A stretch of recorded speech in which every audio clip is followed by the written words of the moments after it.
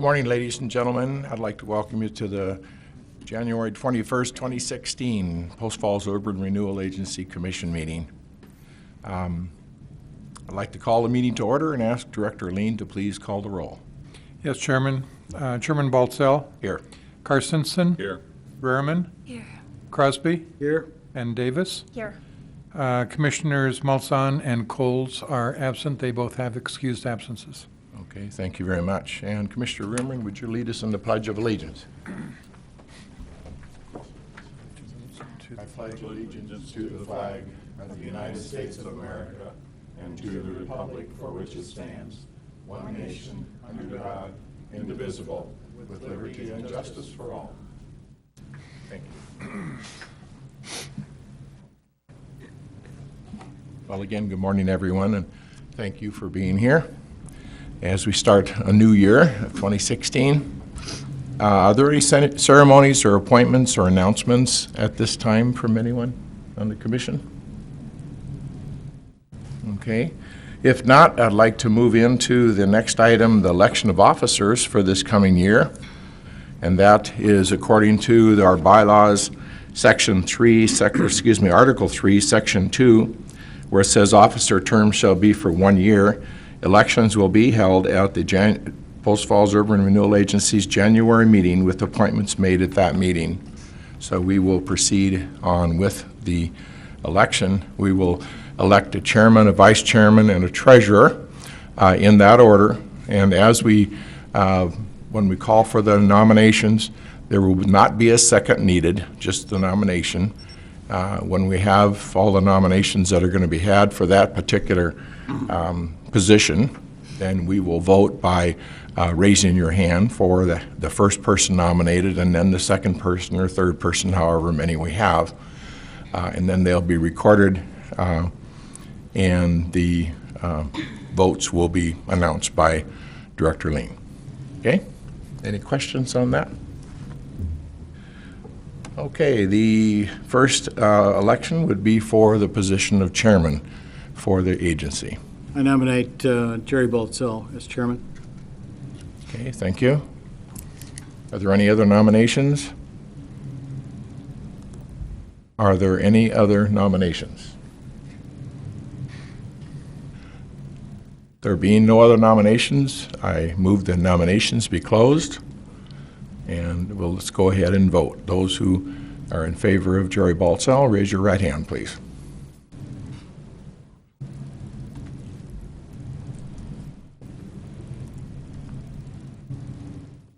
Okay, thank you. I guess we know what that is, huh? Would you like to report that for the record? The show of hands was unanimous in favor of Commissioner Baltzell to be chair of the commission for the coming year. Thank you very much. Okay, nominations are now open for the position of vice chairman. I'd like to nominate Larry Carstensen for the position. Okay, thank you. Commissioner Carstensen. Are there any other nominations? I'd like to nominate Len Crosby. Okay. Commissioner Crosby is nominated. Are there any other nominations? You see no other nominations. We'll go ahead and vote first of all for Commissioner Carstensen was first. Is that correct? Okay, all in favor, raise your right hand, please.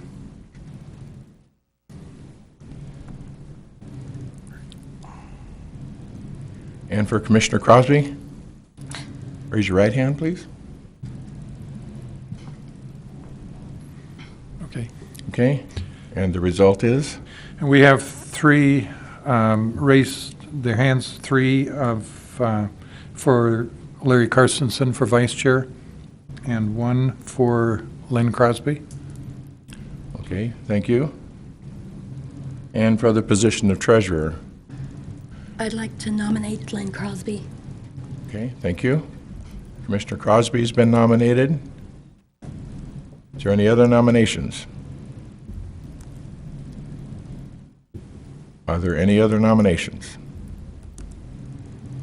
Are there any other nominations? If not, I move that the nominations be closed, and I'd also like to recommend a unanimous vote for, excuse me?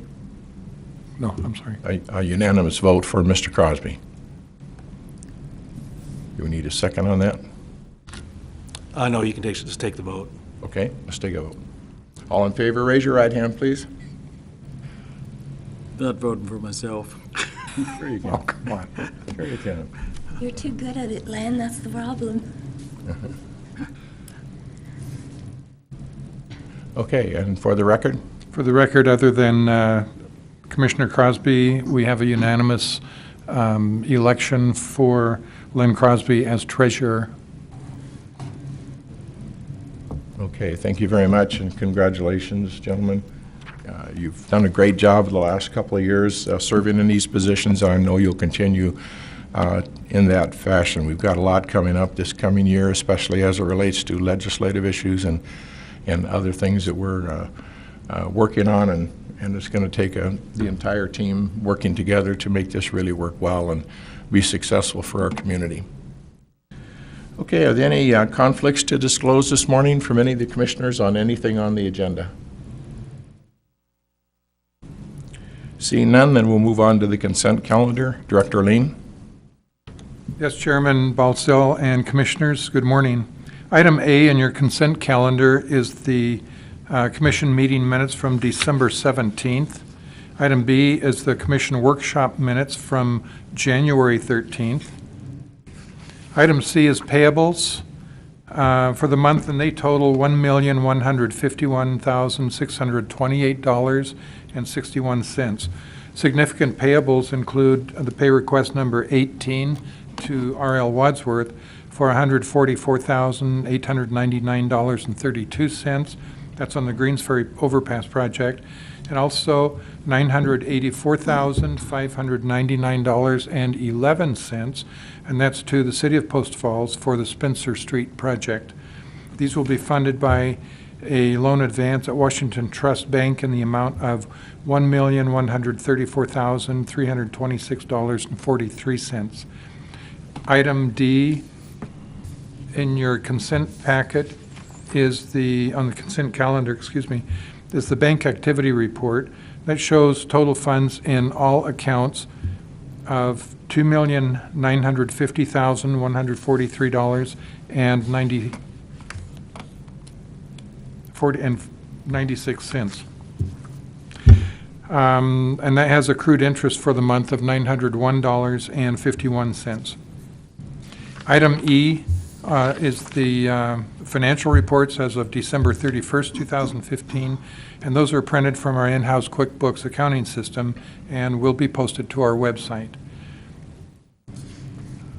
Your approval of the consent calendar will authorize a transfer of $901.51 accrued interest to the general fund and transfer to the INB checking account of $1,151,628.61 for general payables. Chairman Baltzell, I would answer any questions. I do have a question just for clarity, and that is on the workshop minutes. I'm assuming that's the updated or corrected workshop minutes that based on recommendations from Commissioner Crosby? That is correct, yes. That's what I thought. Okay, thank you. I don't have any other questions. Any other commissioners? Chairman? Yes? Just the transfer from Washington Fund of from Washington Trust of $1,500,000. Help me understand that, because I see an application for $144,000 from the contractor.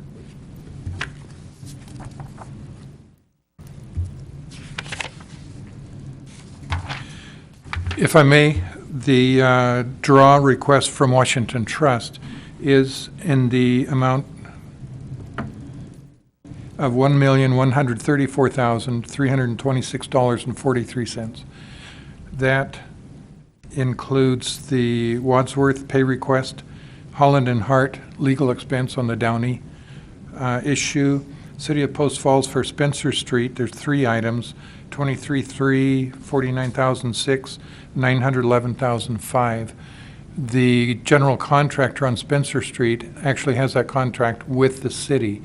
So the contractor bills the city, they in turn bill us. So we're showing the payable to the city, but it's for that contractor draw for the 911,000.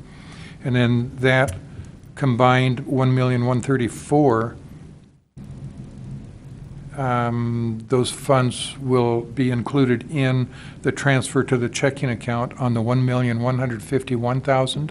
So the difference is the other payables that we have.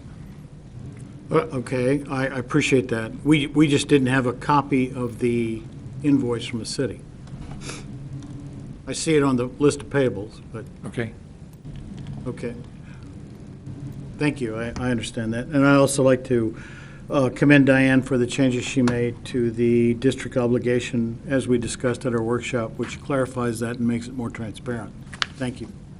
Okay, thank you, Commissioner Crosby. I think typically you do not include invoices from the city in your payables any more than you do any other receipt or document as backup. Not Not usually. in this particular piece of the process. No, because of the volume of Right. paperwork it would involve. Some of these invoices are 30 pages. But if they are available for review from the commissioners in the office at any time. Yeah, Sure. you'd Yeah. have them available also for the workshop, is that not correct? Yes. Yeah. Good. Any other questions? Okay, very good. Let's move on to committee updates. Motion to approve that? Oh, excuse me, we didn't approve them yet. I'll entertain that motion. I make a motion to approve the consent calendar. Second the motion. Motion been made and seconded to approve the consent calendar as presented. Roll call vote? Yes. Chairman Baltzell, Aye. Carstensen, Aye. Rehrman, Aye. Crosby, Aye. and Davis. Aye. Okay, motion carried. Okay, thank you. Now to committee updates, finance and policy, Commissioner Crosby. With Tom and Diane, we reviewed the audit and the management letter. We made certain changes, as I mentioned, to the district obligation page of the financial reports, which Diane has done. And we also reviewed the December financial statements, including a review of the checks, the ACH transactions, the interpool transactions, reconciliation of the bank statements and deposits, and found no errors and no issues. Oh, very good, thank you. Appreciate that. District review, Commissioner Coles is not here. I don't think there's anything new on district review. I do have a question, though, that what's the timing on getting the contract report back from Ms. Metz on? I don't have on a the- firm date on that at this time. Okay, I know she has that in process. okay. We did speak about a week ago, and that is in process. I can touch base with her in the next day or so and see if she has an estimate of time when she'll complete that. I was just concerned because I believe she's taken other employment, and I just wanted to know whether that would affect our ability to get that report and actually complete the contract as we agreed to. I think I'll do that's in that. addition to her Mets group. I think she's continuing on with the Mets group, and then I think her real estate is just on the side. Okay. Well, if that's the case, thank you. Thank you for that Yeah. update. Okay, communications, property, personnel. Commissioner Carstensen? Just a kind of a reminder again, as everybody knows or should know, that the last page of your packet always shows the website visits and video statistics, and I think sometimes we get a little lax in looking at that and reviewing it, and December was not the greatest month for visits, but it's always there just to keep everybody up to speed on that side of it. Then the other thing on the property, as the director indicated at our workshop, there's been a little concern with moisture in the office, and I'm hoping that is being resolved, but that should be, I'm assuming, the responsibility of the chamber to correct that problem. But in the meantime, we need to be aware of what's going on over there, and so that's it. Okay, can you give us an update on that issue? Yes, Chairman, the The problem has been that the structure, we have leaks coming through around the window on the east side of the building. And when the wind blows or the snow, the ice dam up in the gutters melts, we get the water that comes through around the windows. We've had to do some fixes there to collect that water. It was running down the wall, on the windowsill, in the carpet. The carpet's wet. We had a contractor come in. The chamber made arrangements to have a contractor come in a couple of days ago. We've got a blower in there to dry out the carpet. The next 3 or 4 days, they will come in and remove part of that carpet. We're going to have to move some of the furniture, the desks. They're going to have to remove and replace some of the drywall on that east wall.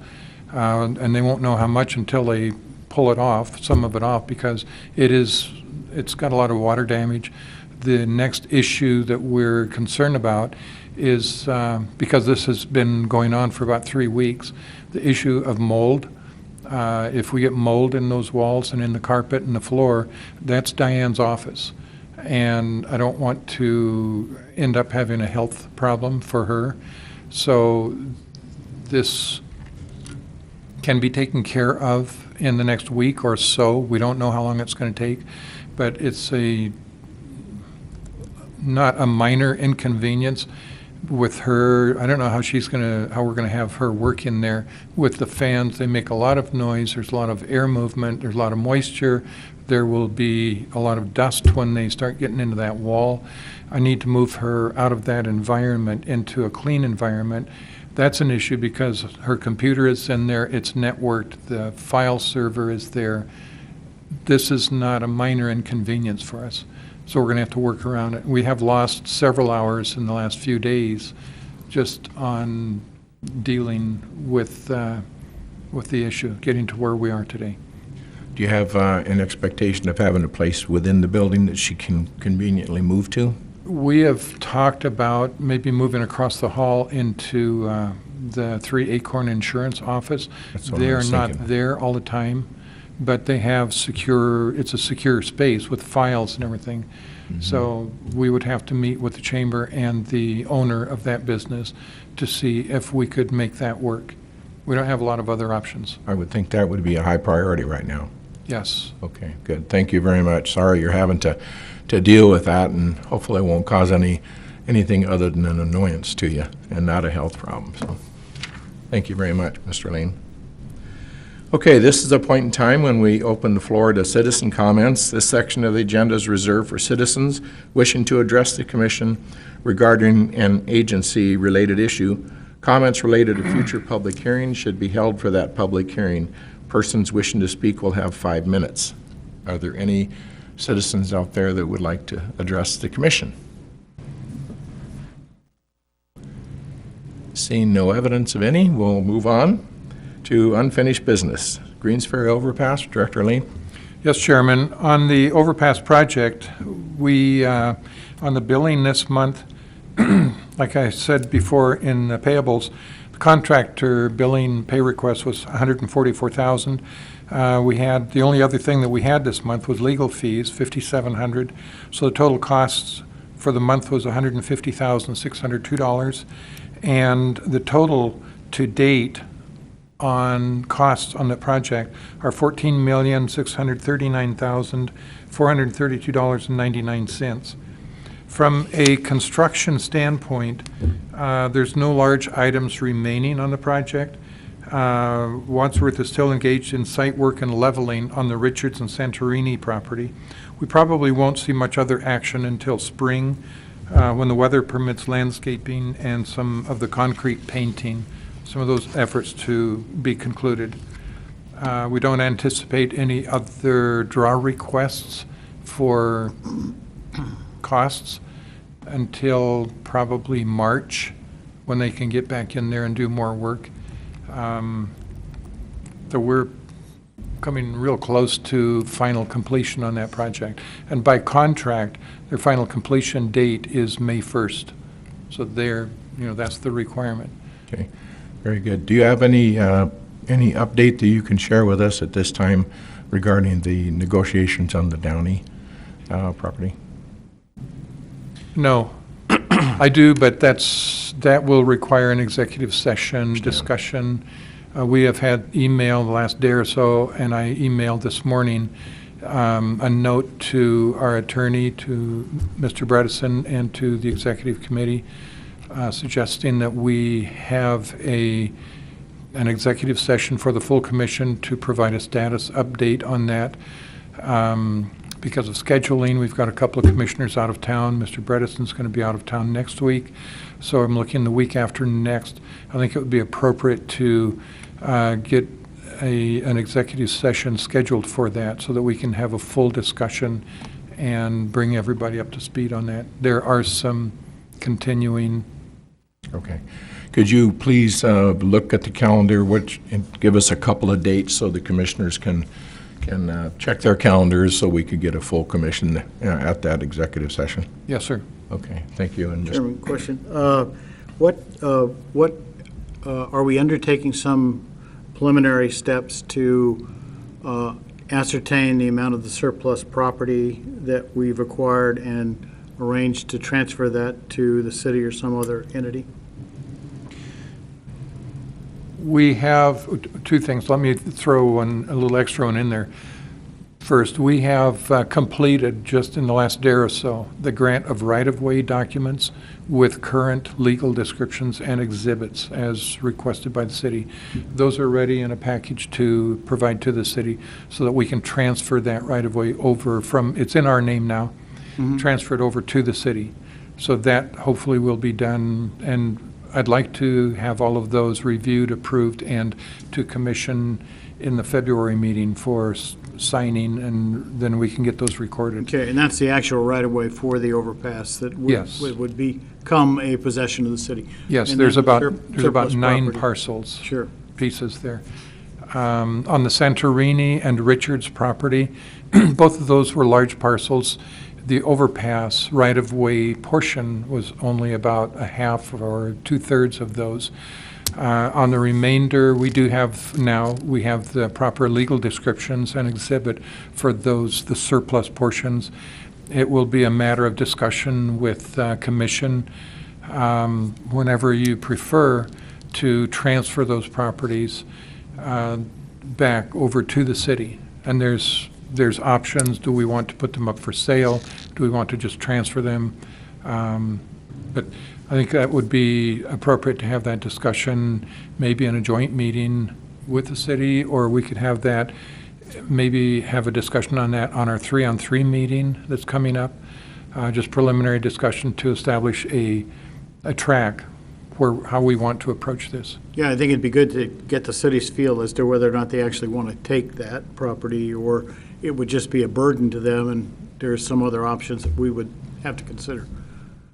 the schedule I saw for the 3-on-3 was no meeting for January and February. The next meetings were scheduled for March and April. So unless that was an error, and there is one, which I hope there is, maybe Shelley could check that for me. That would be the appropriate time to talk about that parcel so that we could then bring that information back to the workshop for the whole commission to be aware of and press on with that. There's no reason for us to delay on that piece. Yes. And Chairman, I can meet with Shelley Enderud, the city manager, and firm up a meeting, if we're going to just to go ahead and have the 3-on-3 meeting, Okay. more for that purpose. Very good. And I think she's already kind of made a note of that also. So thanks, Shelley.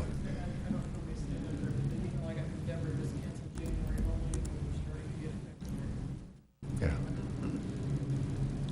Okay. Okay, thank you. Shelley just mentioned that, just for the record, Shelley mentioned that Deborah canceled January because we didn't have anything really big to discuss, but we can go ahead and have the February 3-on-3 meeting and talk about that then. That's at the first of the month, and then we can carry that message forward to workshop for commission. So the timing, I think, will be okay on that. Yeah, very good. Thank you. Mr. Carstensen? Would it be appropriate at our meeting that's coming up regarding the Downey property that we're going to have that executive session to also discuss this? We could do that. Okay. Just that way we can get a feel from the commissioners what their thoughts are. Yeah, and that could give us an opportunity to give feedback to the city too, rather than just waiting for a one-sided part of it. As long, That discussion should take place in open session, though not in executive session. yeah. Just to be clear. Disposition of an asset, yeah. But as long as we're having the meeting, the commission meeting, the executive session would be a portion of that meeting, but in the regular meeting, the regular portion of that meeting, certainly we can have that discussion. Okay. Anything else on that? Anybody? Okay. Very good. Moving on to new business. Got one Dr. more Lynn? item, if I may. I'm sorry? Got one more item, if I may. Oh, excuse me. I thought you On, already... no.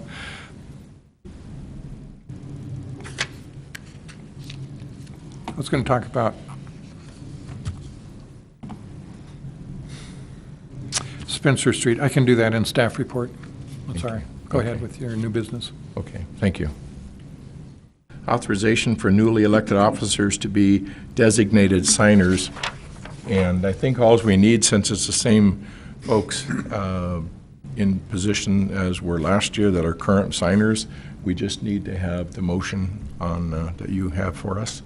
Okay, Mr. Chairman, I would like to make a motion to authorize the elected officials, Chairman Baltzell, Vice Chairman Carstensen, Treasurer Crosby, as signers for all agency financial transactions, including checking and saving accounts, bank certificates and certificates of deposit, and real property transactions and contracts.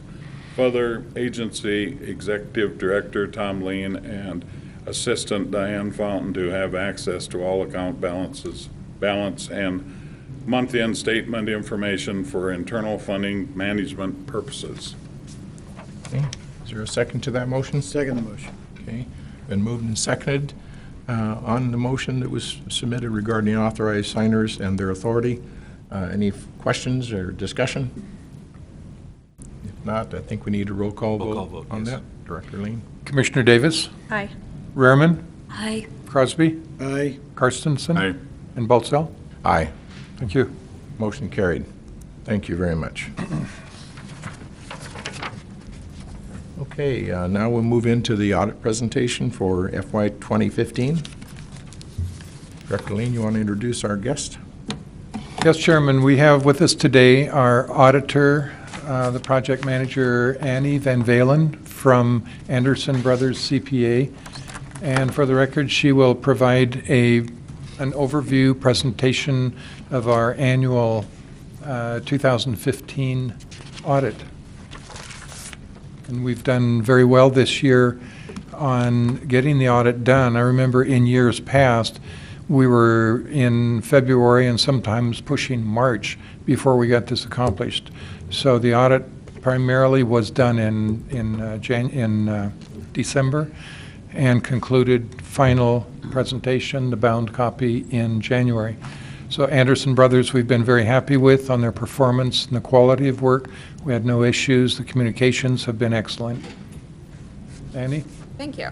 My name is Annie Van Valen, work with Anderson Brothers CPAs in Post Falls, Idaho, and I'm here to present the Post Falls Urban Renewal audited financial statements for September 30th, 2015.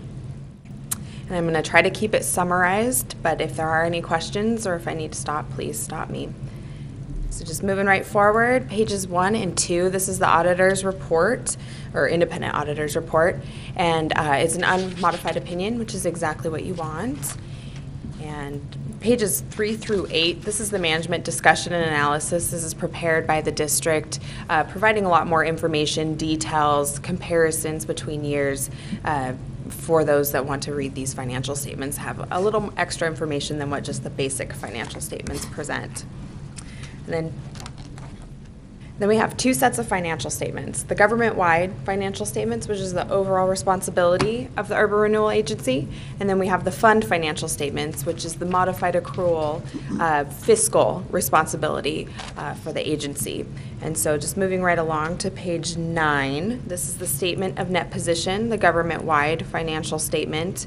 And just, overall, total assets, $3,153,776. Majority of this being cash equivalents, and restricted investments.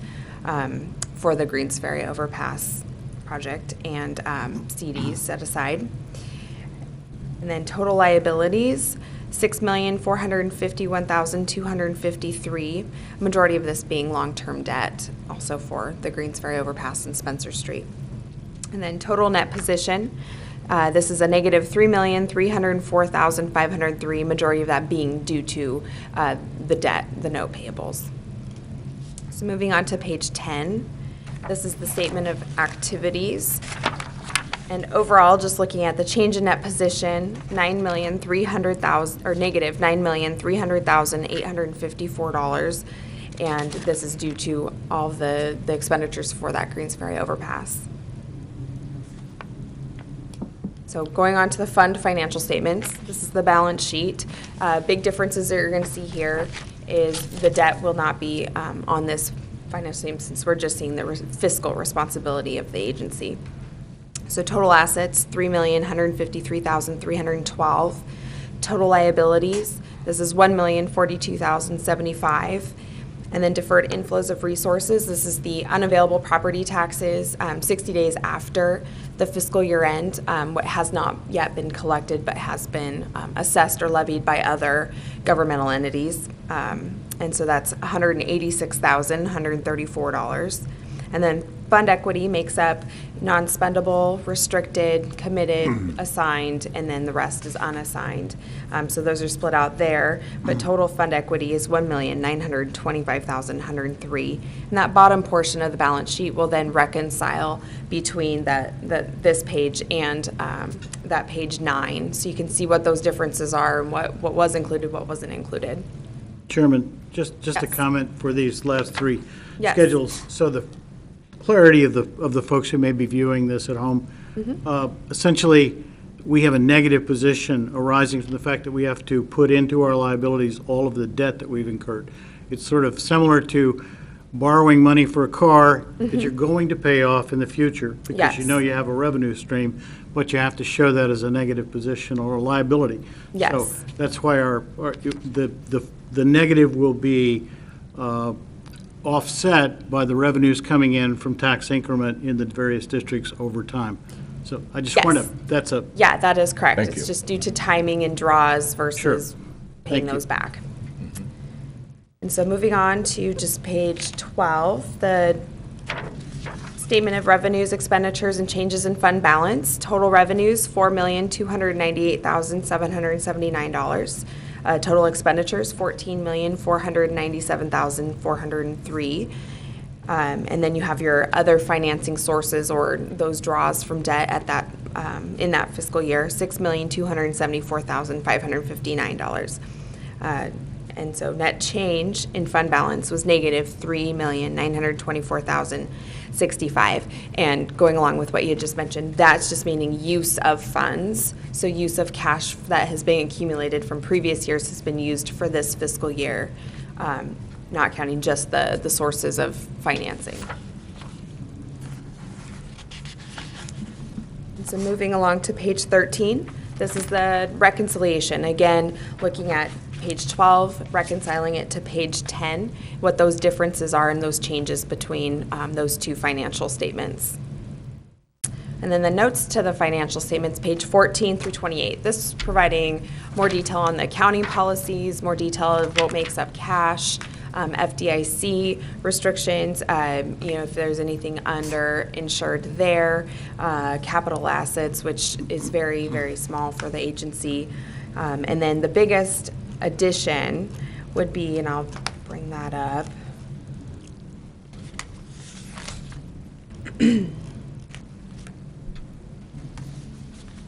The long-term commitments as well listed in there.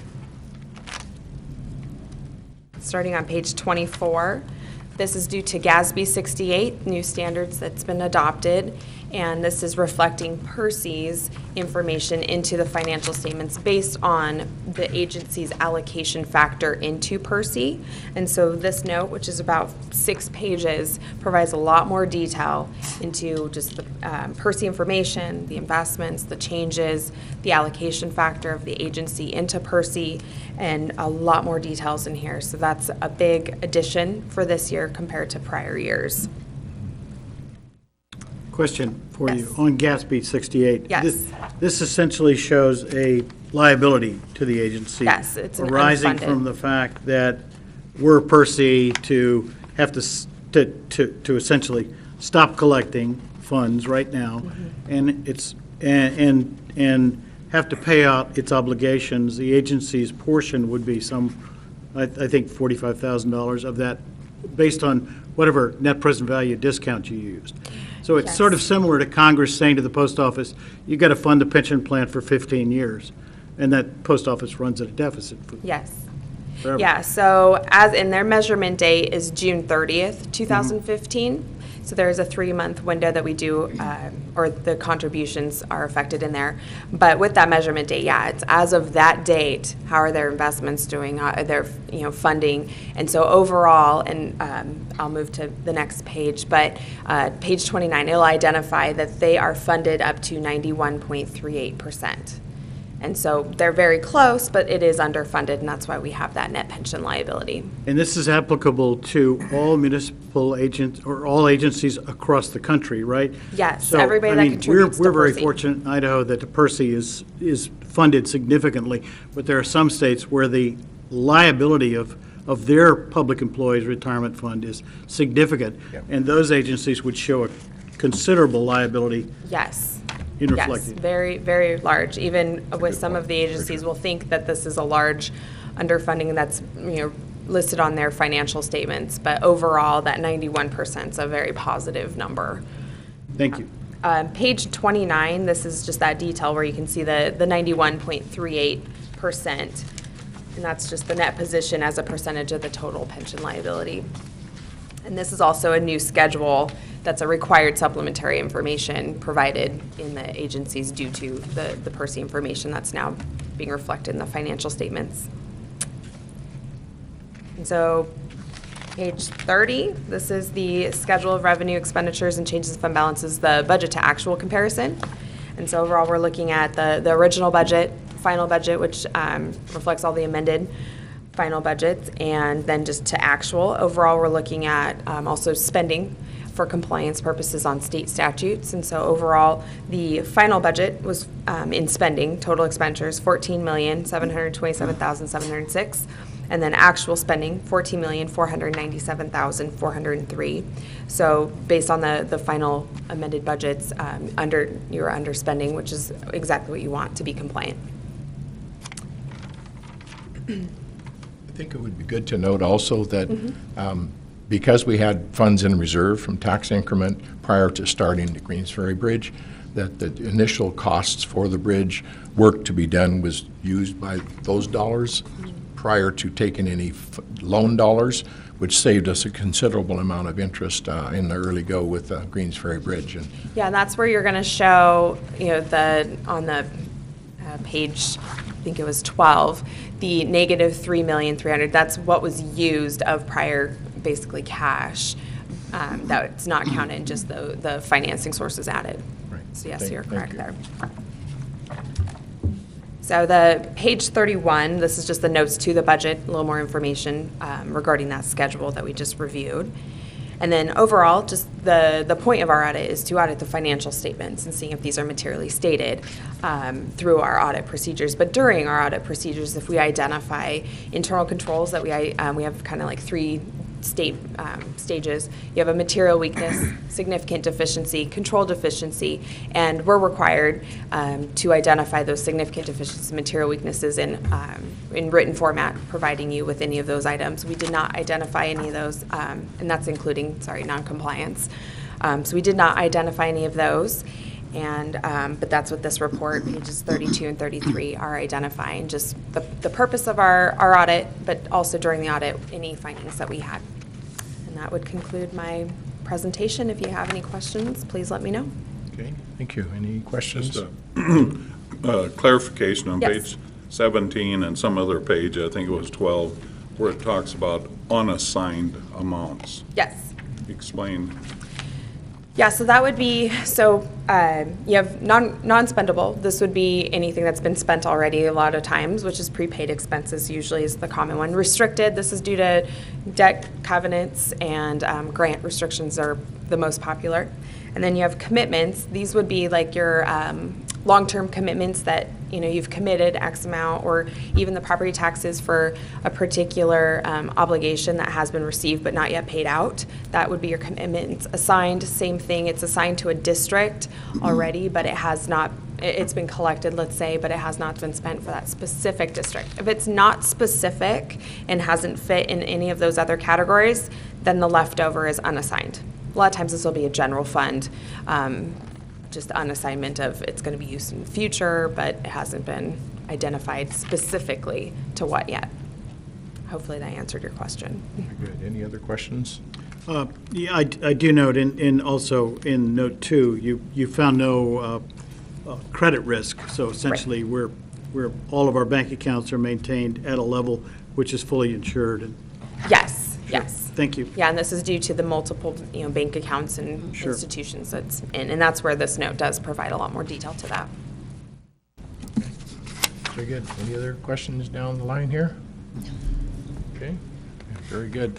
Just want to thank you for the work that you've done. It's been a pleasure working with you, and the timeliness of your report, which we haven't experienced too often in the past, and from where we were a few years ago when I first came on the commission to where we are today, I think that the commission members and the staff deserve all the credit for the work that they do in making sure we meet all of the standards that are required of an agency, and just shows the community that we are operating appropriately and in good faith in managing the funds that belong to our community. So thank you so very much for that, and we look forward to continue to work with you. All right, thank you. Thank you. Thank you, Annie.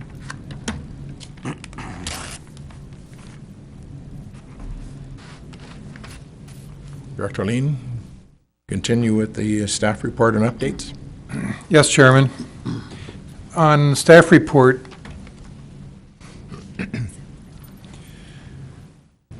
thank you, Diane. Chairman, if it would be appropriate to have a motion from the commission and approval to accept the audit for the year. I think that would be perfect. I move the approval of the audit for the fiscal year 2015 as completed and reviewed by Anderson Brothers. I'd second that. Roll call. It's been moved and seconded that we approve and accept the audit report for fiscal year 2015. Could we have any further discussion? Okay, roll call vote, please. Davis. Aye. Rehrman. Aye. Crosby. Aye. Carstensen. Aye. And Baltzell. Aye. Thank you. Motion carried.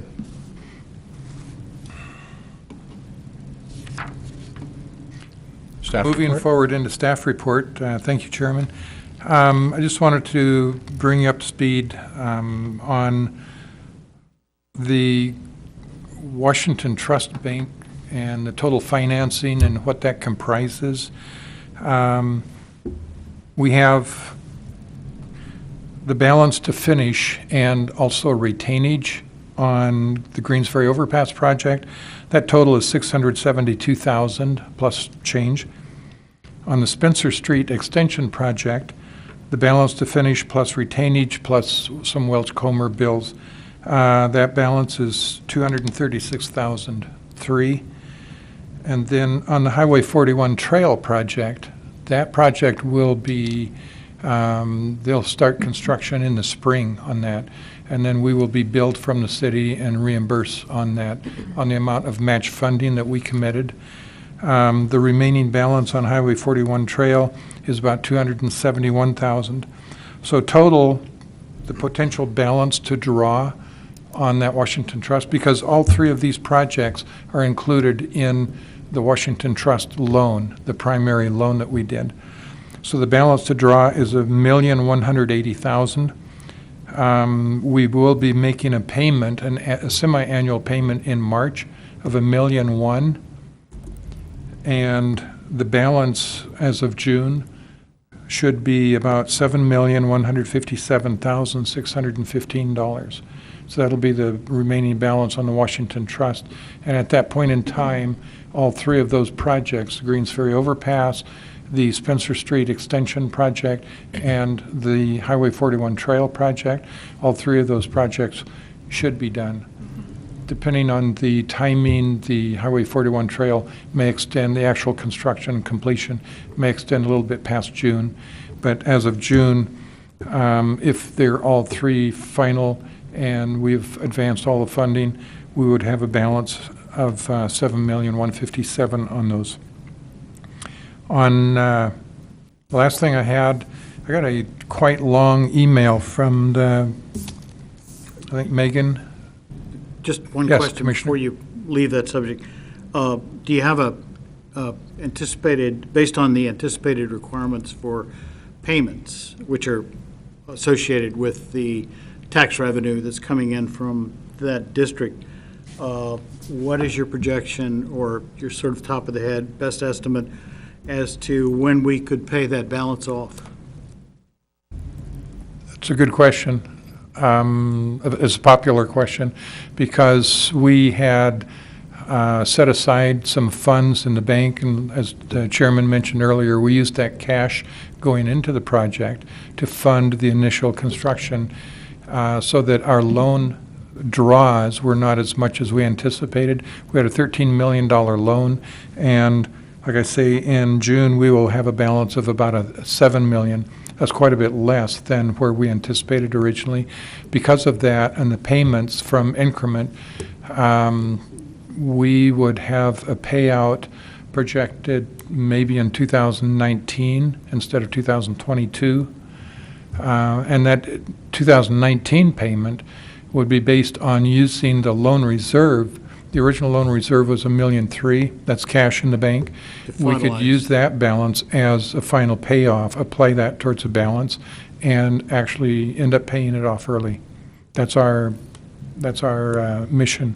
Great. Pay it off early and even close the district early. Fantastic. Thank you. I think part of the question, if I'm not mistaken, is whether the anticipated increment that comes in twice a year roughly on those properties that would be applied to the payment, the loan payment, are they enough to satisfy the loan payments as they come due? Oh, I'm sure they are, yeah. And that's what I thought I Sure. heard some of the questions, so. Yes, sir, they are, Chairman. They're adequate to provide for the debt service requirement, and we actually project a little bit of a surplus annually over and above the payment requirements.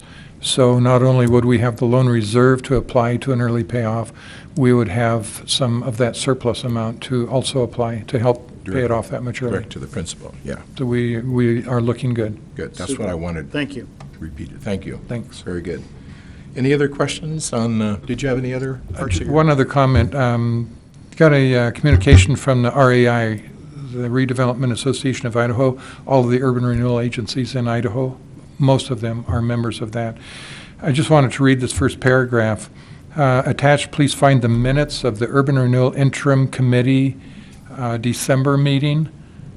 And then there's an article about the proposed urban renewal reforms in the newspaper. They provided a copy of that as an attachment, and a copy of the draft legislation.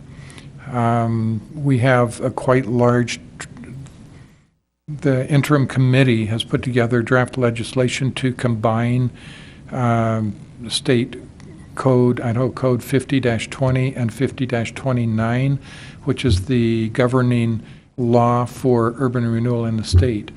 The interim committee has been working on combining that, cleaning it up, making changes.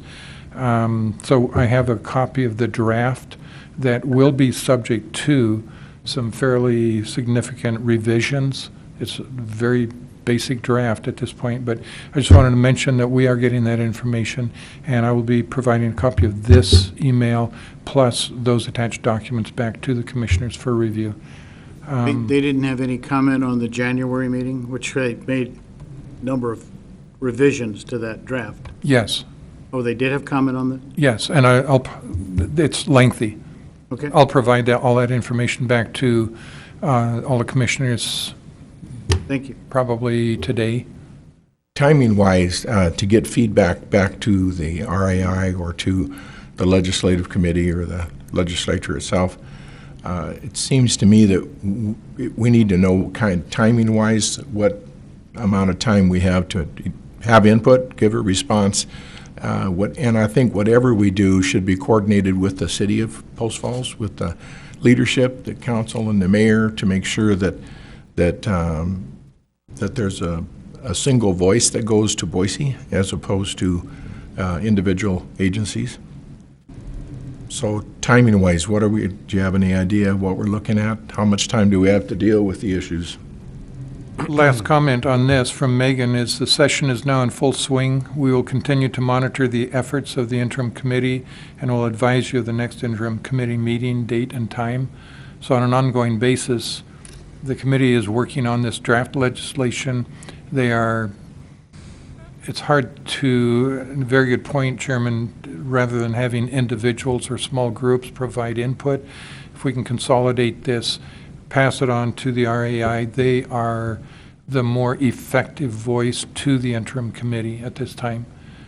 I'm also concerned, and maybe, Shelley, I'd hate to put you on the spot, but I'm also concerned that we have the same voice with the city, and I don't know what's the city's take on some of this legislation is.